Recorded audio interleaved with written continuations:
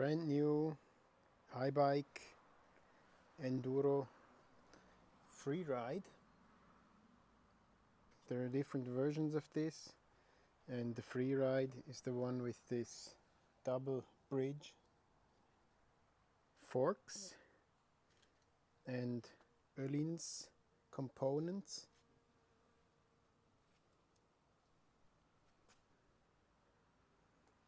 $180 millimeters travel, front and rear. Colors are quite stylish, I would say. And it's pretty solid components, everything on here. Magura, brakes, and then Tram, Eagle.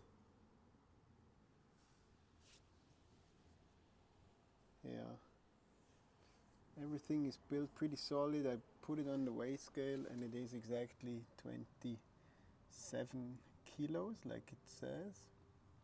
And you see here it should have been, it's actually the 2022 model, but of course they didn't deliver it 2022 and it arrived now. This is the size small, and by the measurements I immediately noticed that it is slightly bigger than my Norco in size small.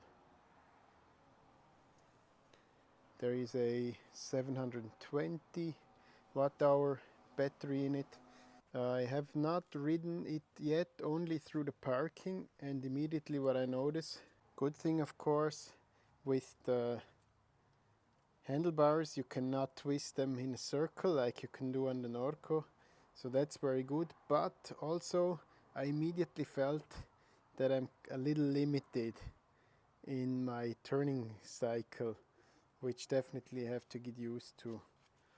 Then this is quite basic, switch it on, that's about it. And then you have, this here is really nice, this is really small, everything. I really like this. I don't need a display, I don't have to know how fast I'm going, all that stuff I don't need. I don't think it's gonna be easy to destroy this because it's really well protected here. I immediately swapped the Ergon saddle for the one that was on their stock, really stiff one. What's a little bit special on the Ohlins is Ohlins is really good in suspension, maybe the best on the planet, but at the same time there are so many things you can adjust. I think it's going to take me quite some time to find the right setting on these Ohlins, but I think in the end this is really top notch. What I noticed immediately is that this top here, this is where the battery is inside. You take this here off, and then this is just like plastic, so I wonder how long this is gonna last. And then inside you have the battery, and you need a key to take the batteries out, which is kind of nice because it's not easy to steal the battery. And here this actually, you can pull this off, so there can be a gap here, and I see this collecting dirt in the long run, but we will find out. This here is also not fitted very beautiful, I can just see there's a gap here. Cables are running in here, and then this cable here, at least it's a solid cable. On the Norco these cables are really shitty. This is quite solid here, so that's good, but there's a lot of cabling going on here, That's yeah, it doesn't look very cleaned up.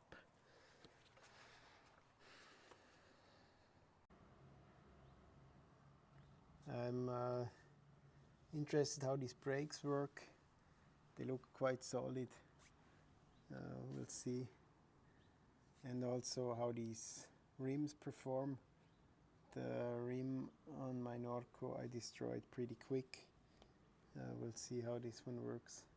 Tires, these Schwalbe tires. Normally I'm a Maxxis fan, but I might get surprised how good these Schwalbes are. And this is a 29 at the front and a 27.5 at the rear. So it's a mullet, as they say. And I'm excited to see how this works on the downhill and on the uphill. The motor is a Yamaha PWX3. For the first couple of meters I rode it, it felt quite nice. And what I like here is that there's this protection underneath, and then if you're going over hard terrain, you don't bottom out that quick. This is quite good ground clearance here, like it seems. So I don't know that much about the specs and which components that one has to have and what not. I just have been riding bikes all my life, did some downhill, and I'm just going to report about this bike, how it feels and what I think, if it's worth getting or not. And especially I'm very interested in the Ohlins components